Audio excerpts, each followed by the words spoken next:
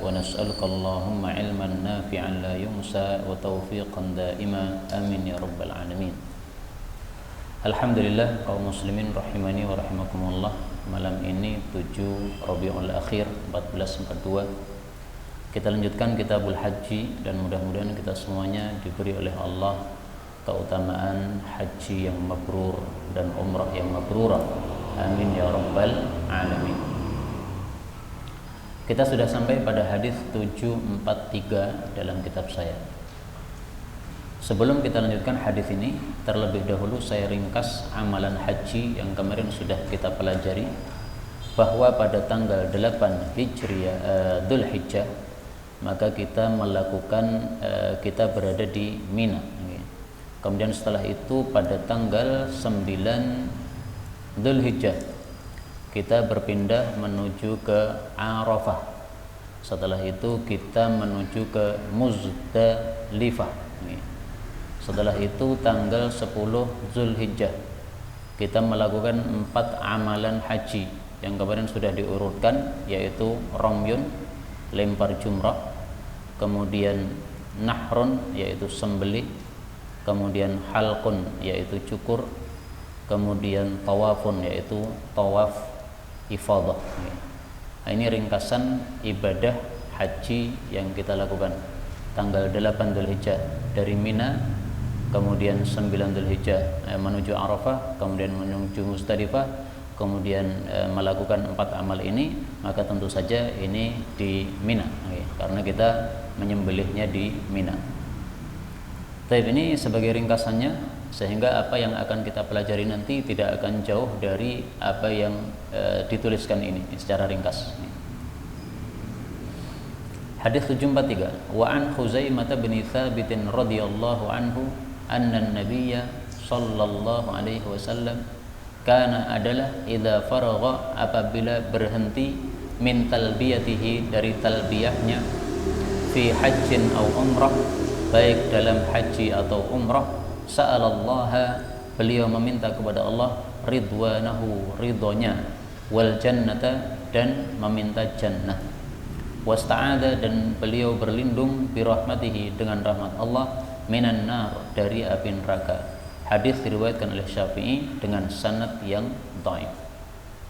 Maksud hadis ini adalah seseorang yang melakukan haji atau umrah, ketika dia membaca talbiyah kemudian berhenti, berhenti karena lelah, berhenti karena mau tidur dan sebagainya, maka ditutup dengan doa ini, Allahumma inni as'aluka ridwanaka wal jannah, saya minta ridhamu dan jannah, wa a'udzu birahmatika minan nar, aku berlindung dengan rahmatmu dari api neraka. Itu maksudnya.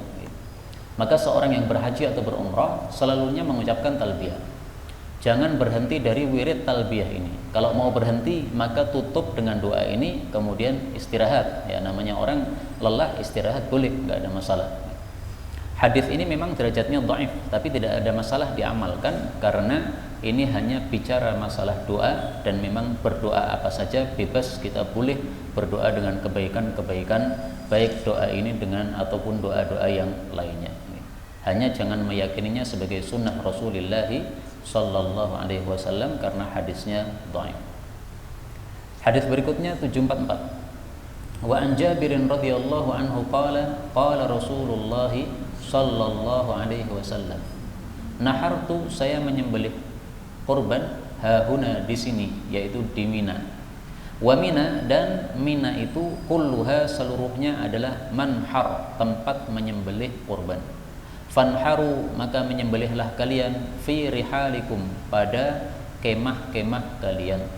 Wa waqaftu hahuna, dan saya wukuf di sini, maksudnya di Arafah. Wa Arafah, dan Arafah itu kulluha, seluruhnya adalah mauqif, tempat untuk wukuf. Wa waqaftu hahuna, dan saya wukuf di sini, maksudnya di Muzdalifah. Wa jam'un, dan jam'un itu nama lain dari Muzdalifah, kulluha, semuanya adalah mauqifun, tempat wukuf. Hadis diriwayatkan oleh Imam Muslim.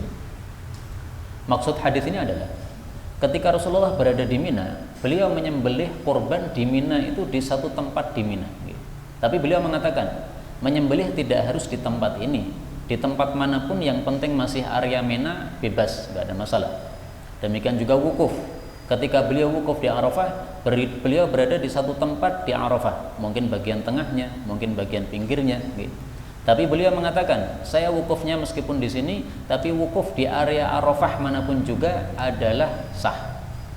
Bahkan kalau Arafah itu misalnya diperluas, maka hukum perluasannya sama dengan hukum asalnya. Seandainya Arafah yang asli dulu adalah misalnya sudah sempit karena banyaknya orang, karena sekarang haji kan sudah sangat banyak orangnya, maka diperluas oleh pemerintah Arab, maka perluasannya hukumnya mengikuti kepada induknya, karena dalam kaidah disebutkan at-tabi'u tabi'un, sesuatu yang mengikuti itu hukumnya mengikuti kepada induknya. Demikian juga wukuf di Muzdalifah. Wukuf di Muzdalifah, Nabi berada di satu tempat di Muzdalifah, tapi kalau semua umatnya harus berada di tempat tersebut, pasti akan berdesak-desakan. Sehingga Rasulullah katakan, mau wukuf dimanapun, yang penting di area Muzdalifah ini masih sah hukumnya. Muzdalifah disebut dengan jam'un, ini nama lain dari Muzdalifah.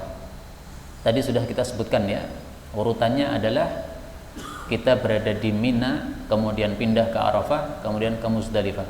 Nah, di Mina ini kita menyembelih kurban, di Arafah ini kita wukuf, di Muzdalifah ini kita juga wukuf. Tapi menyembelih kurbannya ini bukan tanggal 8, tapi pada tanggal 10-nya, yaitu ketika berada di Mina lagi.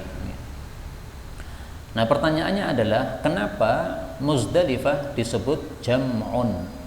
Jam'un itu artinya mengumpulkan. Jam'un ini adalah istilah untuk Muzdalifah karena Nabi Adam ketika diturunkan oleh Allah dari jannah menuju ke bumi, akhirnya terpisah. Satunya konon di India, satunya lagi nggak tahu kemana.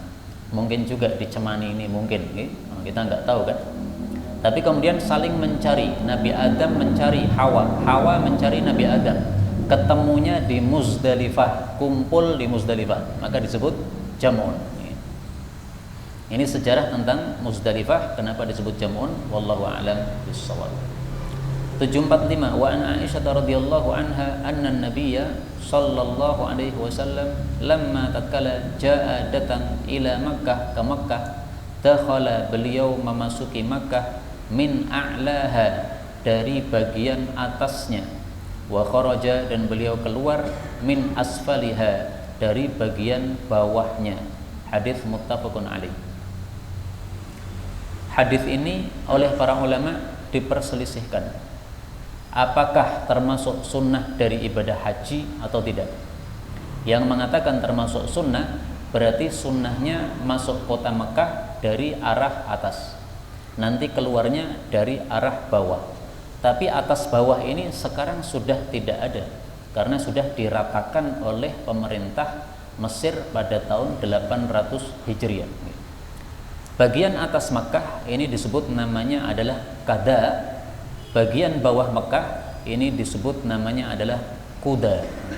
Berarti masuk Mekah dari Kada, keluar dari Mekah dari arah Kuda. Itu kalau mengatakan bahwa ini termasuk sunnah. Sebagian ulama mengatakan ini tidak termasuk sunnah. Ini masuknya Nabi dari situ itu karena pas dengan perjalanan beliau. Mekah itu di selatan, Madinah itu di utara. Nah, perjalanan dari Madinah untuk memasuki kota Mekah itu paling enak memasukinya dari arah atas, dari Kada. Kemudian paling enak keluarnya dari arah bawah, dari Kuda. Nah, sehingga karena ini hanya ngepasi jalannya Nabi, ini bukan merupakan sunnah haji atau umroh.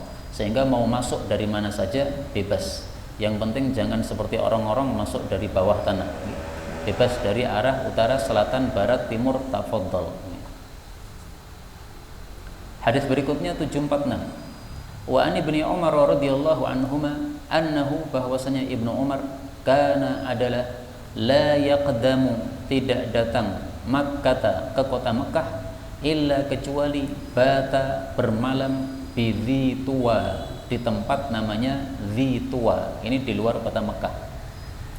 Tsumma, kemudian yusbiha, beliau masuk waktu subuh, wa yaghtasil, dan beliau mandi, wa yadhkuru dzalika, dan beliau menyebutkan bahwasanya amalan itu indan Nabi sallallahu alaihi wasallam, itu juga diamalkan oleh Nabi sallallahu alaihi wasallam.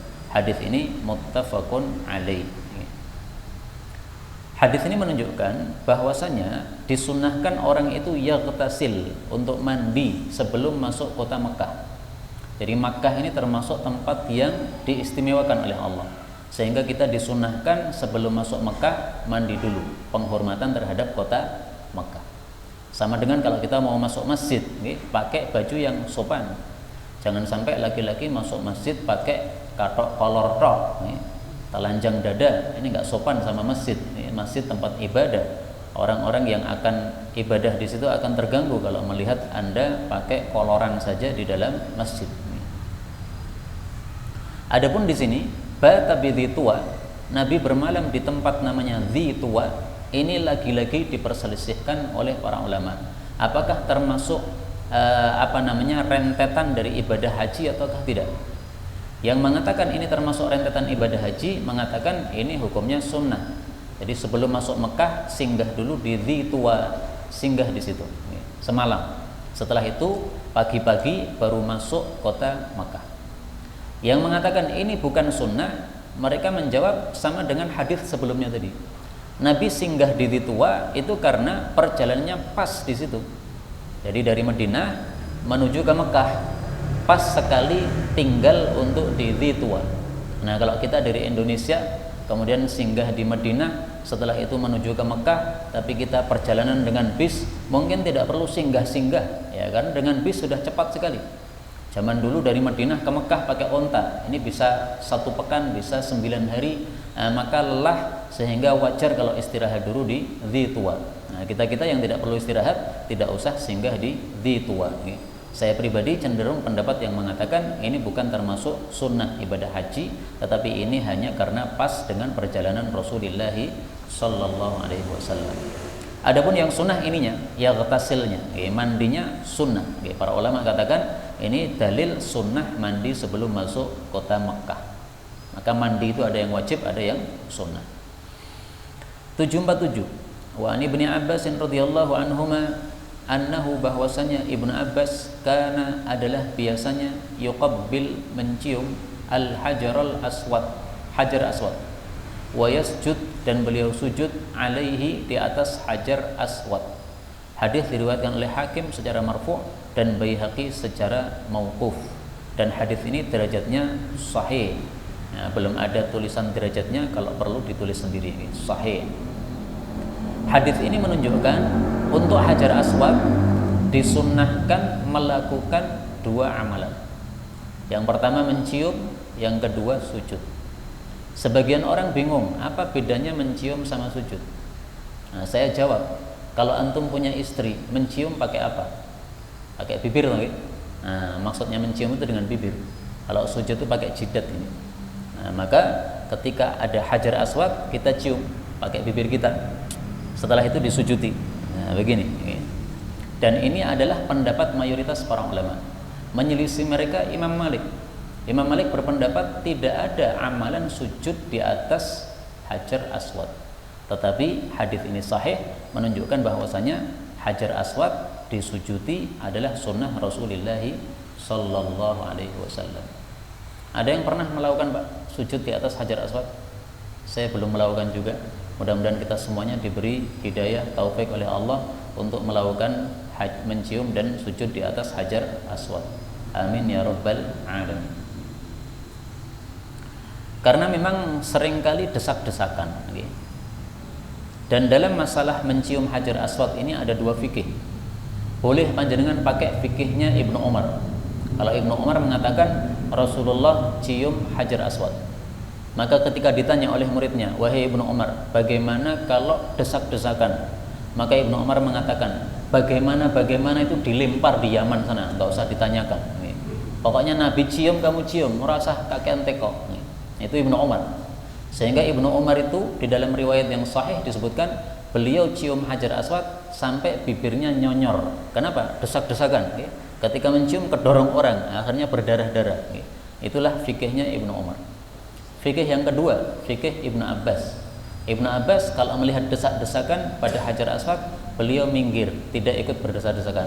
Kenapa? Amalan ibadah itu disunnahkan dalam keadaan kita tenang, wibawa, tidak dalam keadaan gerusa-gerusu, lari-lari, cepat-cepat dan sebagainya.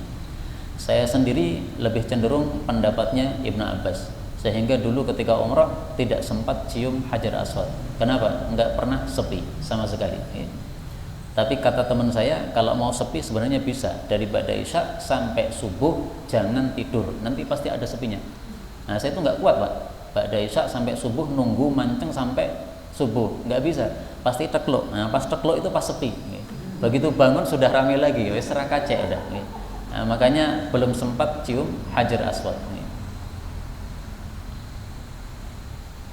Kemudian 748, wa anhu dari Ibnu Abbas qala, dia mengatakan, amarahum, telah memerintah mereka an-nabiyyu sallallahu alaihi wasallam ayyarmulu, untuk lari-lari kecil, thalathata ashwatin, 3 kali putaran pada waktu tawaf, wa yamshu, dan berjalan biasa, arba'an, 4 kali putaran, ma bainar ruknain, juga antara 2 sudut. Jadi ma ini maksudnya wa ma ya, dan juga antara bainar ruknain, antara 2 sudut itu juga berjalan. Hadis muttafaqun alaih. Maksud hadis ini gini, tawaf itu kan 7 kali putaran. Nah dari 7 kali putaran ini, yang 3 putaran pertama itu dengan lari-lari kecil, dan ini hukum khusus untuk para laki-laki, tidak untuk para wanita. Dan ini hukum khusus untuk tawaf qudum, tawaf yang pertama kali kita lakukan ketika kita masuk kota Mekah. Selain itu tidak ada sunnahnya untuk lari-lari kecil. Nah pada saat 3 kali putaran lari-lari kecil ini diperkecualikan, antara 2 sudut ini tetap berjalan kaki, tidak lari-lari. Sudut apa? Sudut Yaman sampai dengan sudut Hajar Aswad. Jadi kan tawaf mulai dari Hajar Aswad nih, lari-lari kecil. Begitu sampai sudut Yaman, sudut yang menghadap ke arah Yaman, maka di sini berjalan sampai dengan Hajar Aswad, berjalan lagi. Setelah itu dari Hajar Aswad lari-lari kecil lagi sampai sudut Yaman, berjalan lagi sampai 3 kali. Nah kalau sudah begitu, kemudian tambah lagi 4 kali tawaf, tetapi semuanya berjalan, tidak lari-lari. Kenapa Rasulullah mengajarkan seperti ini? Amarahum, kenapa Nabi menyuruh seperti ini? Ini kasusnya, kejadiannya pada waktu umrah qadha.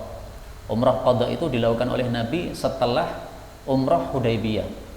Umrah Hudaybiyah, Nabi digagalkan umrahnya oleh orang-orang kafir, nggak boleh masuk Mekah. Lah terus kalau mau masuk Mekah gimana? Tahun besok. Nah itu kemudian Nabi melakukan umrah tahun besoknya, itu disebut umrah qadha. Nah pada waktu umrah qadha, orang-orang kafir ini mengatakan, kaum muslimin itu nanti sampai Mekah sudah pada loyo mereka, pasti tawafnya sambil lemes begitu. Nah Rasulullah mendapatkan wahyu dari Jibril, lewat Jibril, bahwasanya orang-orang kafir ngomong seperti itu. Nah, maka Rasulullah suruh kaum muslimin untuk melakukan 2 hal supaya menunjukkan kaum muslimin tidak loyo. Perintah pertama, disuruh lari-lari kecil, tapi hanya 3 putaran saja. Kenapa? Karena supaya tidak kelelahan.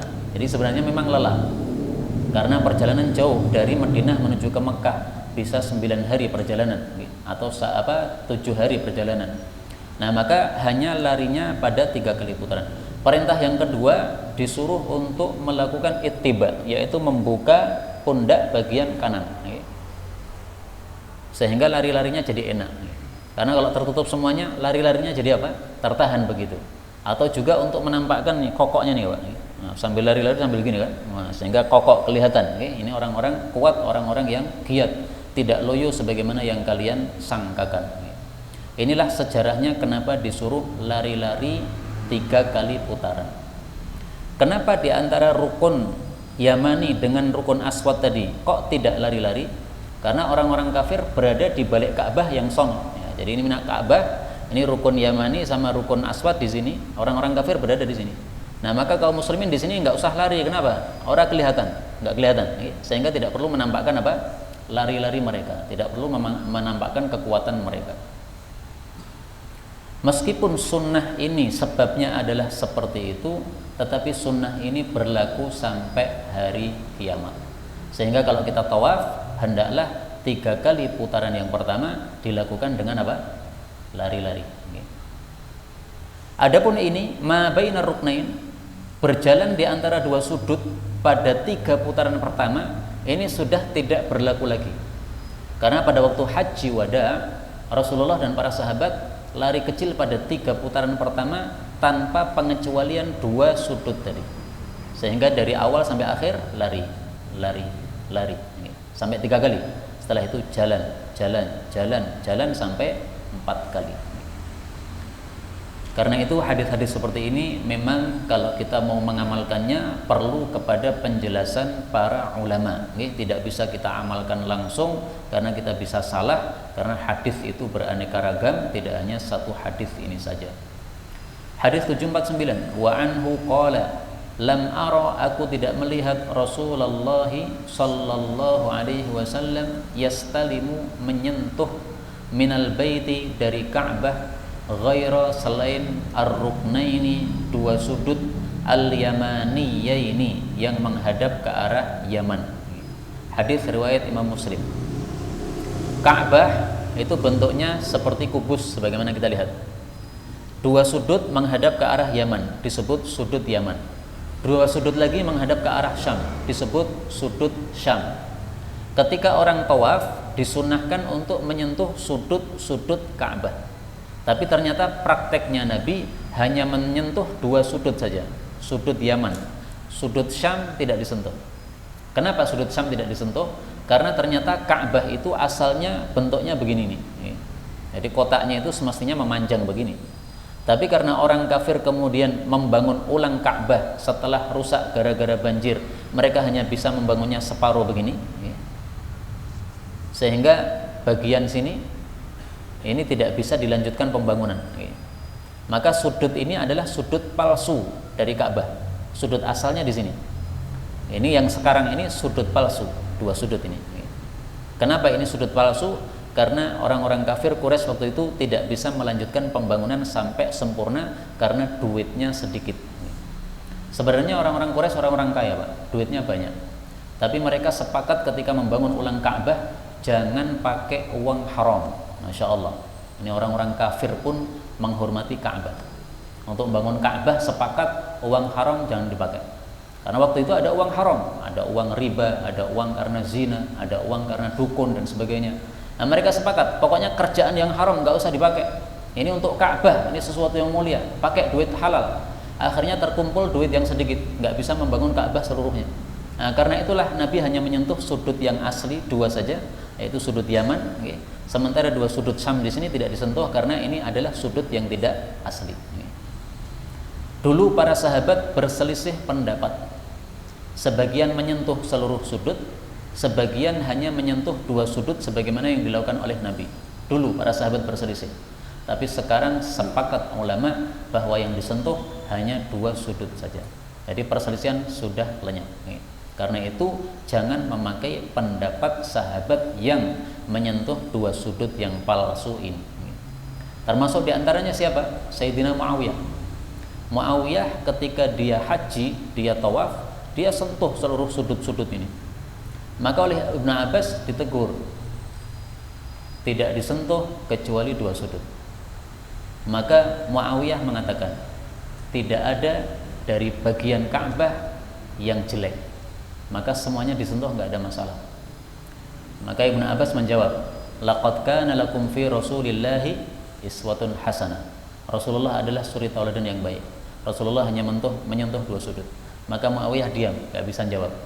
Nah, berarti di sini kuat pendapat Ibnu Abbas bahwasanya yang disentuh hanyalah apa yang disentuh oleh Rasul Shallallahu Alaihi Wasallam.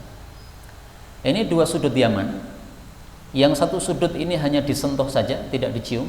Sementara yang di sini adalah disentuh plus dicium. Kenapa? Karena di sini punya 2 fadilah. Fadilah yang pertama, dia adalah sudut yang asli. Fadilah yang kedua, di situ ada Hajar Aswad. Nah, karena fadilahnya 2, maka amalannya juga 2. Disentuh sama dicium. Adapun rukun Yamani yang satunya, kenapa hanya disentuh saja? Karena fadilahnya 1, yaitu dia adalah sudut yang asli, tetapi di situ tidak ada Hajar Aswadnya. Hadis 750. Wa an Umar radhiyallahu anhu annahu bahwasanya Umar qabbalal hajarul aswad, mencium hajar aswad, faqala, lalu mengatakan, inni a'lam, sesungguhnya saya paham, annaka hajar, bahwasanya kamu batu, la tadurru, tidak bisa memberikan madarat, wala tanfa'u, tidak juga bisa memberikan manfaat. Walaula anni ra'aitu Rasulullah sallallahu alaihi wasallam, kalau saya tidak melihat Nabi sallallahu alaihi wasallam, yuqabbiluka, mencium kamu, wahai batu, ma qabbaltuka, saya tidak mau mencium kamu. Hadis muttafaqun alaih. Apa sih maksud hadis ini? Kenapa Sayyidina Umar ngomong kepada batu seperti orang gila aja ngomong sama batu? Nah, jawabnya adalah bukan begitu. Waktu itu haji sangat penuh dengan orang-orang Arab desa yang mereka nggak paham agama. Dikhawatirkan oleh Sayyidina Umar kalau dia mencium batu Hajar Aswad, dianggap Hajar Aswad ini memiliki kekuatan, kehebatan. Nah, maka Sayyidina Umar khawatir hal itu, maka ketika dia mencium Hajar Aswad sambil berkata keras, saya tahu wahai batu, kamu nggak punya manfaat, nggak punya madarat, tapi saya cium karena Nabi cium. Kalau Nabi nggak cium, saya nggak cium. Ini untuk memberitahu kepada orang-orang yang awam pada waktu itu bahwa batu ini tidak punya kekuatan sama sekali. Kekuatan, manfaat, madarat itu hanya pada Allah Subhanahu wa taala. Kemudian kaum muslimin rahimani wa rahimakumullah, dari kata-kata ini, hajarun la tadur wa la tanfa', batu yang tidak bisa beri manfaat, tidak bisa beri madarat, ini jangan salah paham. Bukan berarti bahwasanya setiap batu itu tidak ada manfaatnya, tidak begitu. Karena terbukti dari pengalaman bahwasanya sebagian batu memiliki satu manfaat-manfaat khusus. Misalnya batu akik dari Yaman, batu akik yang asli dari Yaman, harganya mahal. Ketika ada orang yang darahnya keluar dari tangannya, kemudian dipasangkan batu akik itu pada jari sebelahnya, maka luka yang mengalir tadi cepat kering. Nah, itu karena ada khasiat yang diberikan oleh Allah pada batu tadi untuk mengeringkan darah yang keluar. Ini seperti ini bukan termasuk meyakini batu punya kekuatan gaib khusus, yaitu syirik, enggak begitu. Tapi ini termasuk manfaat yang diberikan oleh Allah dalam suatu batu sebagai pengobatan. Sebagaimana Allah memberikan pengobatan pada habbatus sauda, Allah berikan pengobatan pada madu, Allah berikan pengobatan pada susu, Allah juga berikan pengobatan pada sebagian batu-batu mulia. Nah, sehingga jangan salah paham. Sebagian orang salah paham di Kebiah Uya, pokoknya yang pakai akik berarti syirik. Oh, enggak begitu. Pakai akik syirik itu kalau dia meyakini batu ini punya kekuatan gaib yang kekuatan itu semestinya khusus untuk Allah. Misalnya kalau panjenengan pakai batu ini tidak mungkin tabrakan, meskipun naik mobil sambil merem nggak tabrakan. Nah, itu jelas itu kesyirikan seperti itu. Karena yang bisa membuat kita selamat dari bencana adalah Allah Subhanahu wa taala. Tapi kalau hanya manfaat khusus yang sudah terbukti dari pengalaman, ini pengalaman diberitahukan oleh guru saya dari Lebanon, Syekh Kamal. Beliau mengatakan, saya punya batu akik dari Yaman, ditampakkan oleh beliau. Nah, ini batu akik ini kekuatannya adalah kalau dipasangkan pada luka, maka lukanya akan cepat mengering, nggak menunggu lama, paling 5 menit, pasangkan 5 menit berhenti sendiri. Nah, ini adalah bukan karena kesyirikan kita terhadap batu tadi, tetapi karena memang pengobatan yang diberikan oleh Allah dalam batu tersebut.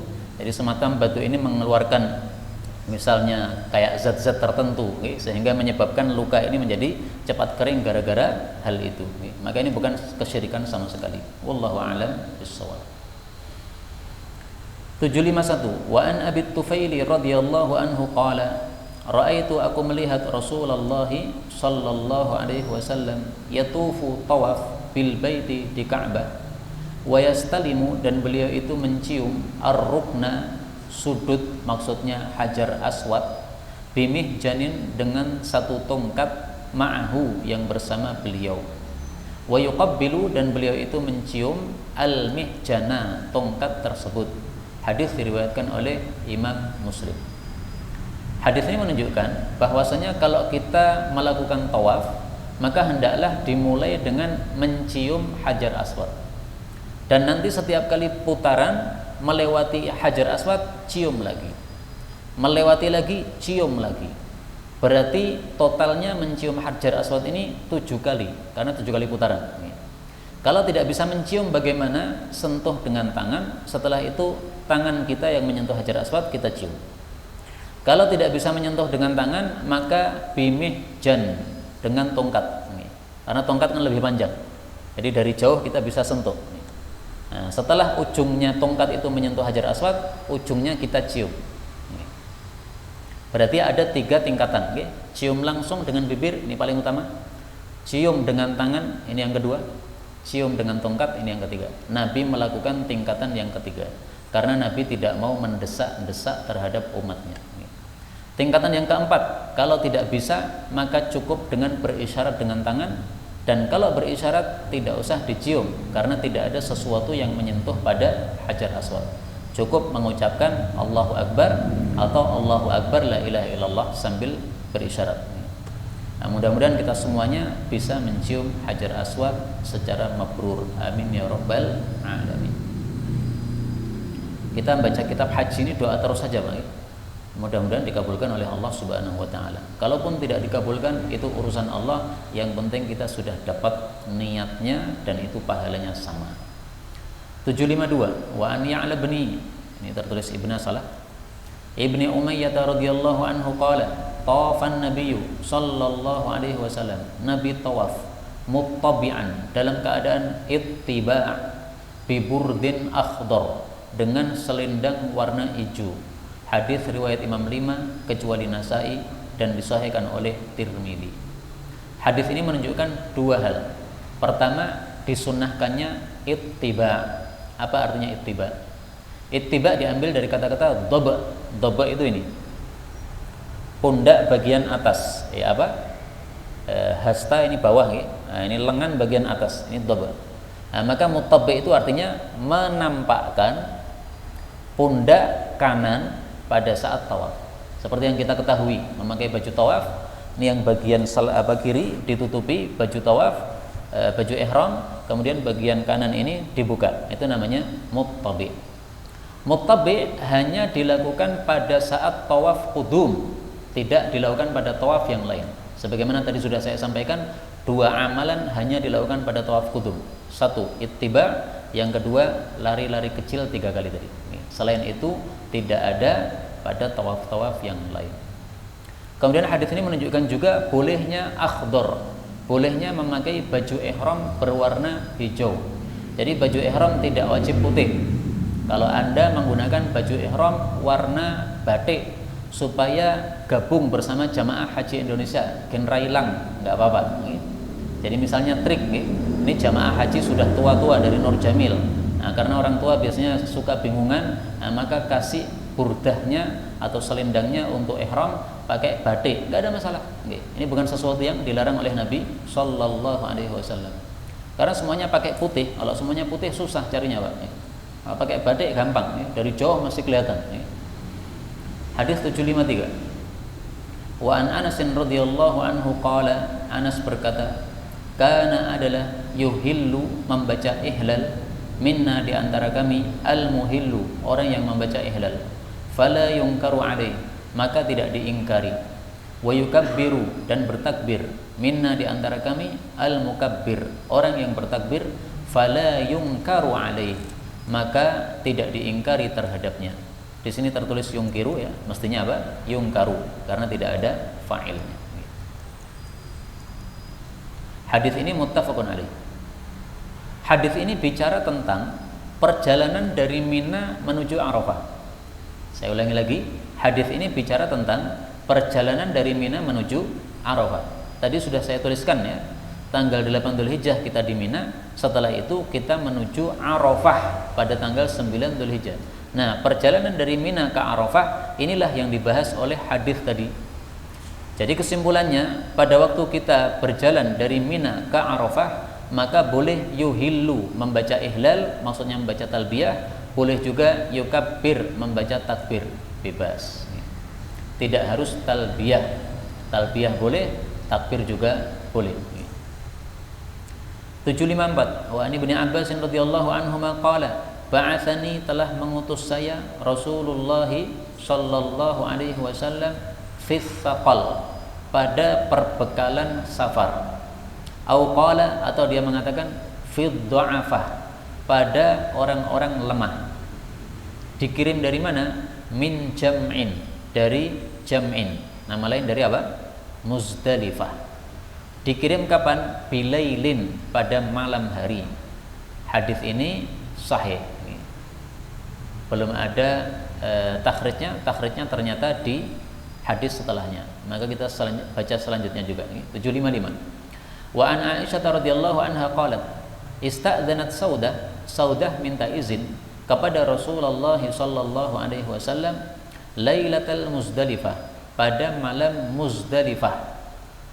Untuk apa? Antadfa'a, untuk pergi meninggalkan Muzdalifah, qablahu, sebelum Nabi sallallahu alaihi wasallam. Wa kanat, dan adalah Saudah itu sabitatan, wanita yang gendut. Ta'ni maksudnya thaqilatan, berat.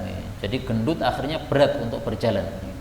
Fa'adzina laha, maka Nabi mengizinkan untuk Saudah. Hadis muttafaqun alaihima. Jadi dua-duanya muttafaqun alaih, hadis ini dan hadis sebelumnya. Jadi begini, dari Muzdalifah kita mestinya tidak meninggalkan Muzdalifah kecuali setelah terbit subuh fajar, kemudian terang. Nah, ketika sudah terang tapi sebelum terbit matahari, kita baru pergi meninggalkan Muzdalifah, itu semestinya. Tapi khusus untuk ad-dha'afah, orang-orang yang lemah, ini diberikan hukum khusus untuk Nabi SAW. Khusus orang-orang lemah tidak usah menunggu subuh. Malam hari meninggalkan Muzdalifah tidak ada masalah. Inilah yang dimaksud bilailin, ya, di waktu malam meninggalkan Muzdalifah nggak apa-apa. Kenapa? Karena kalau orang-orang lemah ini mereka harus berjalan bersama orang-orang yang lain dari Muzdalifah setelah subuh, ini nanti akan kelelahan karena orangnya sangat banyak, berdesak-desakan, lelah. Karena itulah Saudah minta izin kepada Nabi untuk meninggalkan Muzdalifah malam hari, diizinkan oleh Nabi SAW. Kenapa? Saudah orangnya gemuk. Nah, ada perlu catatan bahwasanya orang Arab itu zaman dulu menganggap wanita yang paling gemuk itu yang paling cantik jelita. Jadi semakin gemuk semakin masya Allah. Berbeda dengan orang sekarang, yang cantik itu yang apa? Yang langsing, bukan kurus jelek, langsing. Nah, kurus kayak saya nggak cantik. Nah, maka zaman dulu kala yang paling cantik itu adalah yang semakin gendut. Sampai-sampai ada seorang wanita di masa Nabi SAW, kalau tawaf 7 kali putaran itu waktunya dari ba'da isya selesainya pas subuh. Saking lamanya berjalannya, saya tidak bisa bayangkan gemuknya kayak apa. Karena tawafnya dari ba'da isya sampai subuh, berapa jam nih? Jam 7, 8, 9, 10, 11, 12, 13, 1, 2, 3, 4, 9 jam. Atau anggaplah kalau 7 jam, berarti 1 kali putaran 1 jam. Gendutnya kayak apa begini? Orang tawaf 1 putaran 1 jam. Tapi itu ada riwayatnya dalam kitab Muwatta sebagaimana telah kita baca dulu pada waktu yang lain. Inilah Bapak Ibu rahimani wa rahimakumullah yang dapat kita pelajari pada malam hari ini. Jadi ibadah haji itu ada keringanan-keringanan. Yang semestinya meninggalkan Muzdalifah pada pagi hari, boleh meninggalkan Muzdalifah pada malam hari karena ada udzur, ada sebab. Maka ibadah di dalam Islam ini semuanya adalah ringan, tidak ada yang berat. Kalaupun ada keberatan pasti ada rukhsah, keringanan-keringanan yang diajarkan oleh Rasulullah sallallahu alaihi wasallam. Inilah yang dapat kita pelajari.